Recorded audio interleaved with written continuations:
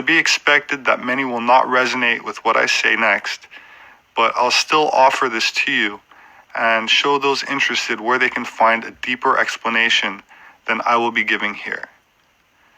The human being is a composite being. While there are solid bones, there's also liquid blood, and as long as there's life, there's circulating air or breath. But if we're to believe Thoth the Atlantean, then as above, so below implies that all elements are contained within, including the subtle ones, namely fire and quintessence. While the physical matter requires physical nourishment to grow and be sustained, the subtle energetic bodies need nourishment as well. Such can be derived from art, music, love, and things that are not physical, not measurable by scientific instruments, yet still exist and are considered very real and equally as vital.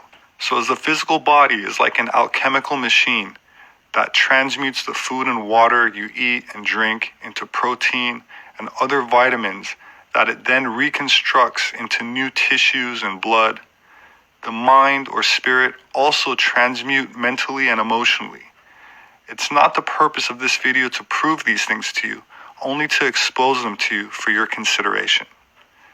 In occult philosophy, meaning the ancient mystery school religions, which whether you're aware of it or not, are also part of the modern mainstream religions, only hidden, or in many cases altered and aberrated, there is as a primal goal the development of the soul.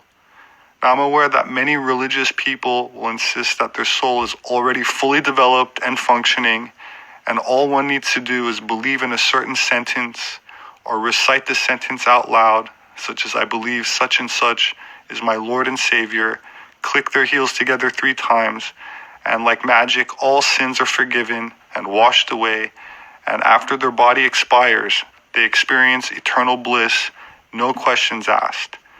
And I'm not going to argue with anybody. If that's your position, so be it. I'm not going to try to convert you or ask you to join any organization. I merely want to share what the ancients believed. And it's not normally divulged publicly as perhaps it should be. The ancient civilizations that dealt in what we call alchemy, whether it be ancient Egypt, Greece, India, China, Europe, or the New World, all believed that spiritually speaking, humanity had somehow fallen from a previously higher state of being. And this was expressed in various different ways. But what was universal was the idea that mankind, rather than mutating from primitive apes into some sort of great modern pinnacle, has been degraded and degenerated, has lost its way, so to speak, and rather than evolving, has devolved.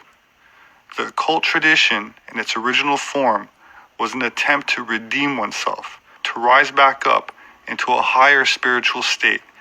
And this is the basis for pre-Christian metaphors relating to rebirth, resurrection, or a phoenix rising from the ashes, and so forth.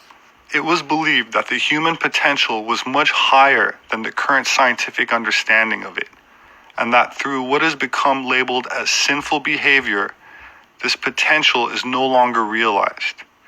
Now, when I say sin, I'm not speaking about being judged by an external deity that punishes you, but sin, as defined as an immoral act considered to be a transgression against divine law, is also an ancient Mesopotamian moon god or goddess, which had also become associated with the planet Venus and goddess in general. But I want to keep this simple and to the point, which involves the appropriate management of one's vital energies, which when wasted or expelled in a frivolous manner, which is also denounced as one of the 10 Commandments, results in a loss of vitality, and not so much in a physical sense, but as a spiritual potential. Unfortunately, I can't be much more specific on this platform, but I have several other videos I made on this subject, and I'll give 3 references on this topic and encourage further research for those interested. The first is Samuel Aun Weor, a Colombian author of many books on esoteric spirituality, which have been translated into many languages, and most are available online for free. I can't say that I agree with everything he says, but his main thesis is close enough to what the ancients taught that I can recommend his general ideas to you. Another author is Montauk Chia, a Taoist master who has a different approach, different techniques, as he teaches an esoteric version of Qigong, but in terms of experience, the similarities in philosophies and results become apparent. The third is Heinrich Arnold Krumm Heller, a doctor, German naval intelligence agent, Rosicrucian, and author, who's not very well known, but published some very guarded secrets, and so deserves mention.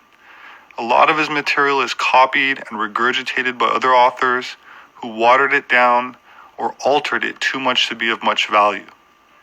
Which brings us to the last sentence of this brief excerpt.